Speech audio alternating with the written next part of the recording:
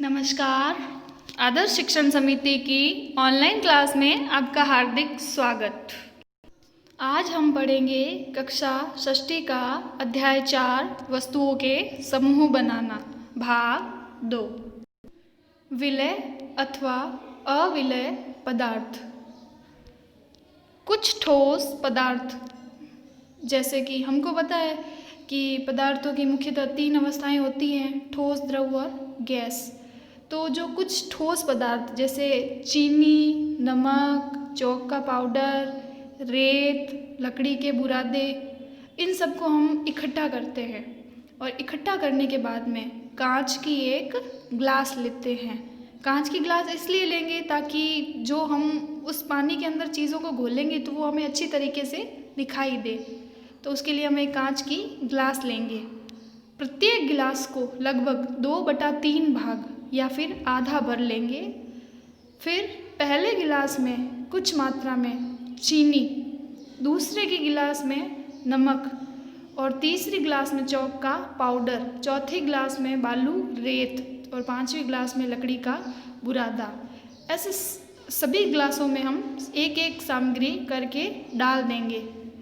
प्रत्येक गिलास की अंतर वस्तु को, जो हमने पानी के अंदर जो हमने वस्तु डाली थी, उसको हम धीरे धीरे चम्मच की सहायता से हिलाते हैं।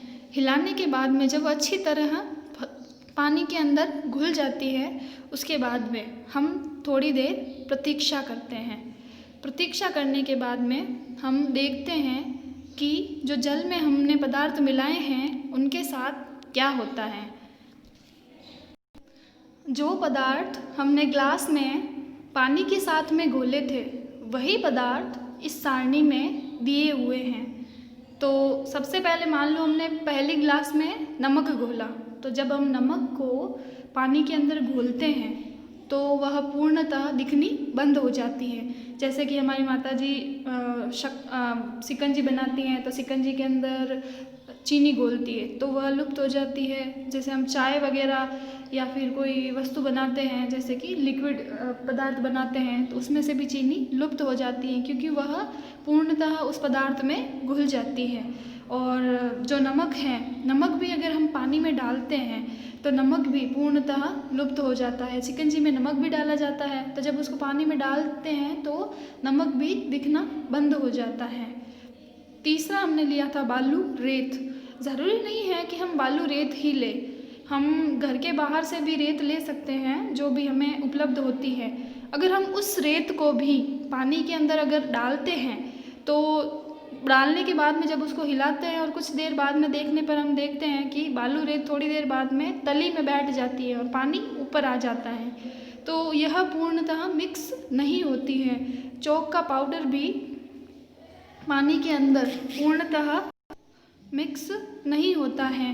लकड़ी का बुरादा, जो ये सुथार कार्य करते हैं, तो वहाँ जो ये लकड़ी के कोई भी फर्नीचर बनाते हैं तो वहाँ पे लकड़ी की जो कुत्तर होती है वो इकट्ठी होती है, तो हम उस बुरादे को भी अगर पानी के अंदर डाल करके मिक्स करके देखते हैं तो वह लकड़ी का बुरादा भी पानी के अंदर पूरी तरीके से नहीं घुलता है। तो इसी के आधार पर ये सारणी दी हुई थी।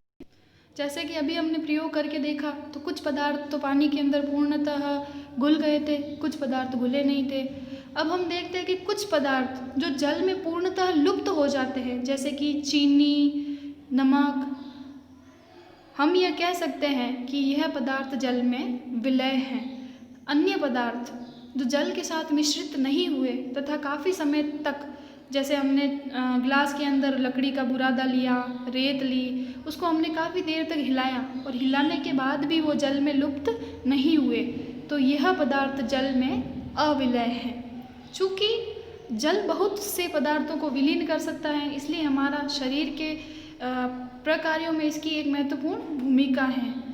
जैसे कि हम भोजन करते हैं तो भोजन के साथ में हम जल को पीते हैं, तो वो हमारी बहुत सारी क्रियाओं को, पाचन क्रियाओं को, शरीर के और भी बहुत सारी क्रियाओं को पूर्ण करता है। यहाँ पर एक और क्रियाकलाप दिया हुआ है, हम देखते हैं। सिरका, नींबू का रस, सरसों का तेल अथवा नारियल का तेल या मिट्टी का तेल अथवा अन्य किसी द्रव के नमूने लेने हैं, हमको थोड़ा थोड़ा ये लेने हैं। सिरका, सिरका जो होता है मार्केट में आसानी से अवेलेबल होता है। सामान्यतः हमारी माताजी जो भोजन वगैरह बनाती हैं, जो चटनियाँ वगैरह बनाती हैं, उसमें डालने के लिए सिरके का प्रयोग करती हैं। तो हम एक सिरका, नींबू का रस, सरसों का तेल, नारियल का तेल या मिट्टी का तेल, जो भी हमारे घर में जो भी तेल उपलब्ध होते हैं, जैसे वो बालों के लगाने का तेल भी क्यों ना हो, हमें 4-5 तेलों के और सिरके के नमूने लेने हैं। फिर हमको कांच का एक ग्लास लेना है और उसको आधा पानी से भर लेना है। अब इसमें हम चम्मच भरकर कोई द्रव्य मिलाइए। जैसे कि हमने सबसे पहले एक गिलास लिया और 1 नंबर वाले गिलास में हमने सिरका मिलाया, दूसरे गिलास में हमने नींबू का रस मिलाया, तीसरे गिलास में हमने सरसों का तेल मिलाया, 1 गिलास में हमने थोड़ा सा नारियल का तेल मिलाया। उसके बाद में हम इसको अच्छे से हिलाते हैं 1 मिनट तक, और हिलाने के बाद में हम इनको कुछ देर के लिए छोड़ देते हैं। तो छोड़ने के बाद जब हम इनको देखते हैं तो क्या यह द्रव जल में मिश्रित हो जाते हैं? तो सबसे पहले हम देखते हैं कि जो हमने पहला ग्लास लिया था जिसमें हमने सिरका मिक्स किया था, तो सिरका जब हम पानी के ग्लास के अंदर डालते हैं तो वह पूर्णतः मिक्स हो जाता है पानी के अंदर। नींबू के रस को भी जब पानी में घोला जाता है तो वह पूर्णतः मिक्स हो जाता है और दिखाई देना बंद हो जाता है। सरसों का तेल, नारियल का तेल या फिर कोई भी प्रकार का तेल हो या घी हो, जब हम उसको ग्लास में डालते हैं तो वह मिक्स नहीं होता है। यह तेल या घी जो ग्लास हैं उसके पानी के ऊपर एक पतली परत के समान परत बना देता है, बिछ जाता है। कई बार हम देखते हैं कि हमारे हाथ से भी जैसे तेल की बूंदें वगैरह पानी के अंदर गिर जाती हैं, तो वह तेल की बूंदें उस पानी के जो टब भरा हुआ है पानी का, उस पानी के टब के ऊपर एक परत बना लेता है। वह पानी के अंदर पूर्णतः मिक्स नहीं होता है। तो इस प्रयोग से हमने यही सीखा कि कुछ द्रव तो जल में पूर्णतः मिक्स हो जाते हैं और कुछ द्रव जल में पूर्णतः मिश्रित नहीं होते हैं और एक परत बना लेते हैं। पारदर्शिता। हमने कई बार लुका छिपी का खेल खेला होगा। हम उन स्थानों के बारे में विचार करते हैं जहां हम खेलते समय छुपना चाहते हैं। मान लो हम अपने भाई बहनों के साथ में या पड़ोस के बच्चों के साथ में कोई भी गेम खेल रहे हैं, तो हम छुपने के लिए कोई न कोई जगह ढूंढते हैं ताकि दूसरा कोई हमें देख ना सके। हम उन स्थानों को ही क्यों चुनते हैं? क्या हम कभी शीशे की खिड़की के पीछे छिपने का प्रयास करते हैं कि मान लो कोई कांच की खिड़की बनी हुई है, उसके पीछे जाकर के छुप जाएं? तो हम स्पष्ट रूप से नहीं। क्यों? क्योंकि ऐसा करने से जो हमारा जो फ्रेंड होगा वो, अगर हम शीशे के पीछे छुपे हुए हैं जिसके आर पार दिखाई दे रहा है, तो वह हमें पकड़ लेगा। क्यों? क्योंकि हम उसको बाहर से दिखाई दे जाएंगे। तो उन पदार्थ अथवा सामग्री जिनसे होकर वस्तुओं को देखा जा सकता है, आर पार दिखाई देती है, उन्हें हम पारदर्शी वस्तुएं कहते हैं। जैसे कि यहाँ पे कुछ उदाहरण दिए हुए हैं, जैसे कांच, जल, वायु, कुछ प्लास्टिक के सामग्री आदि। प्राय दुकानदार होते हैं, जैसे कि हम कहीं दुकान पे सामान वगैरह लेने के लिए जाते हैं तो वह बिस्किट, मिठाई अथवा अन्य खाद्य पदार्थों को कांच अथवा प्लास्टिक के पारदर्शी पात्रों में भर के रखते हैं। मान लो हम अपने साथ में छोटे बच्चों को या खुद भी जाते हैं कुछ सामान वगैरह खरीदने के लिए, या फिर कोई भी जैसे चीज़ लेके आनी हो तो जाते हैं तो हम देखते हैं कि जो दुकानदार है वो उन सब चीज़ों को कांच की बर्नियों में या प्लास्टिक के डिब्बों में सजा के रखता है ताकि वो दिखती रहे, और हमें भी अगर वैरायटी उपलब्ध होती है तो उस जगह से हम ज़्यादा सामान खरीदते हैं। और अगर ग्राहक को ज़्यादा वैरायटी मिलती है तो ग्राहक उस दुकान से सामान खरीदना ज़्यादा अच्छा समझते हैं। इसीलिए जो दुकानदार हैं उन आर पार दिखने वाले डिब्बों का ज़्यादा प्रयोग करते हैं। जैसे कि यहाँ दिखाया गया है, प्लास्टिक की बर्नियाँ दिखाई हुई है। ज़्यादातर जो माताजी हैं वो घर में भोजन बनाने के लिए जो सामग्री हैं वो प्लास्टिक के डब्बों में रखना पसंद करती हैं जो पारदर्शी हो, कांच की बर्नियों में भी रखना पसंद करती है जो पारदर्शी हो। क्यों? मान लो कि उनको कोई सामग्री चाहिए तो वो उनको ढूंढना ना पड़े, और प्लास्टिक की जो बर्नियाँ वगैरह है जो पारदर्शी होती है उनमें आर पार दिखाई देता है तो आसानी से उस सामग्री को ढूंढ लेती है। जैसे कि यहाँ कांच की कुछ प्यालियाँ दिखाई गई है और कांच की जैसे कि आपको प्रेशर कुकर टाइप में दिखाया गया है, तो इसमें भी देखो जैसे ये सामान पड़ा है तो हमें आर पार दिखाई देता है। तो आर पार दिखाई देने वाली चीज़ों में मतलब सामग्री ढूंढने में ज़्यादा परेशानी नहीं होती है, और जिसमें आर पार दिखाई देता है उन्हें पारदर्शी वस्तुएं कहा जाता है।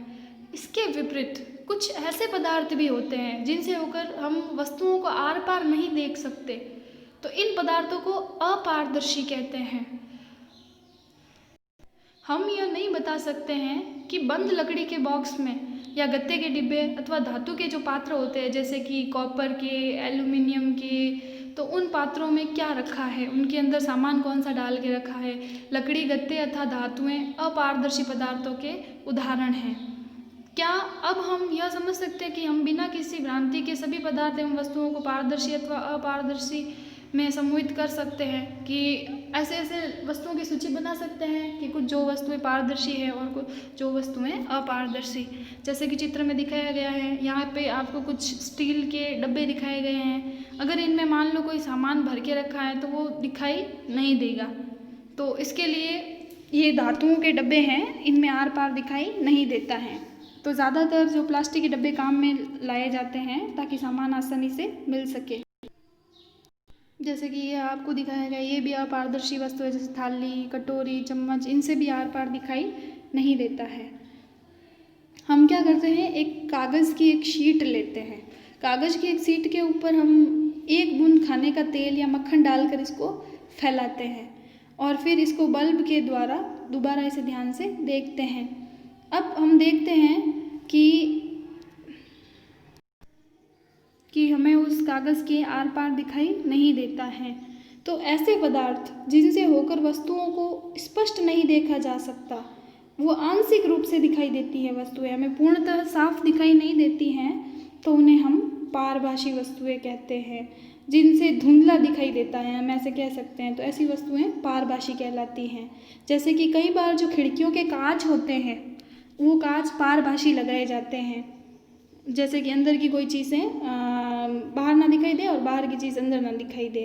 और आजकल तो फैशन के तौर पर जो बाथरूम वगैरह के जो कांच होते हैं तो डिज़ाइन के तौर पर पारभासी लगाए जाते हैं, जिससे वस्तुएं हैं वो धुंधली दिखाई देती हैं। छोटी खिड़कियां वगैरह जो बाथरूम में लगाई जाती हैं उन पर ऐसे पारभासी कांच भी लगाए जाते हैं। जैसे कि यहाँ आपको दिया हुआ है, चित्र दिया हुआ, उस चित्र में दिख रहा है कि सबसे ऊपर वाला, पहले नंबर वाला जो पदार्थ है उसमें इस लड़के का मुंह नहीं दिख रहा, बिल्कुल नहीं दिख रहा, तो यह अपारदर्शी वस्तु हुई। दूसरे चित्र में जिसमें इस लड़के का मुंह हल्का हल्का सा दिखाई दे रहा है, वह पारभासी है।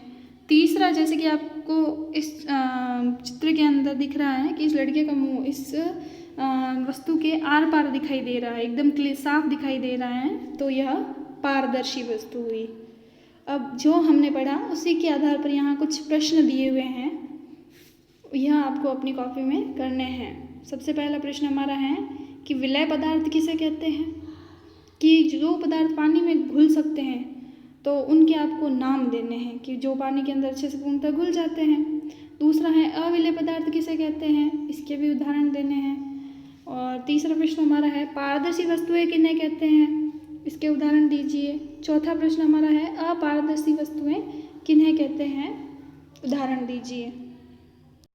पांचवा प्रश्न हमारा है कि निम्न सारणी को पूरा कीजिए, कि इसमें कुछ ऐसे पदार्थ दिए हुए हैं जैसे सिरका, नींबू का रस, सरसों का तेल, नारियल का तेल, केरोसिन। कौन कौन सी चीज़ें पानी के अंदर अच्छी तरीके से मिश्रित होती हैं, कौन कौन सी नहीं होती है, यह सारणी आपको स्वयं करनी है। धन्यवाद।